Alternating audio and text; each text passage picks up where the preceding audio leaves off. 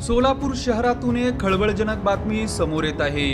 प्रेम प्रकरणाच्या कारणावरून झालेल्या मारहाणीत गंभीर जखमी झालेल्या 27 वर्षीय तरुणाचा उपचार दरम्यान मृत्यू झाल्याची धक्कादायक घटना उत्तर सोलापूर तालुक्यातील तरडगाव परिसरात घडली आहे।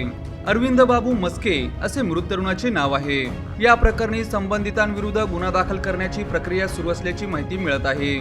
मिळालेल्या माहितीनुसार 15 ऑगस्ट रोजी रात्री 10 वाजण्याच्या सुमारास माळुंब्रा गावात प्रेम प्रकरणाच्या कारणावरून अरविंद मस्के यांना विशाल वडणे आणि ओमकार वडणे यांनी कथितरित्या लाकडाने तसेच लाथाबुक्क्यांनी मारहाण केली होती। या मारहाणीत अरविंद यांच्या डोक्यासह शरीरावर गंभीर दुखापत झाली।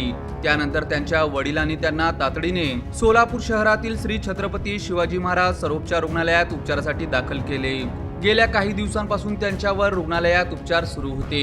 मात्र उपचारादरम्यान शनिवारी 22 ऑगस्ट रोजी सकाळी अरविंद मस्के यांचा मृत्यू झाला। या घटनेने तरडगाव तसेच परिसरात खळबळ उडाली।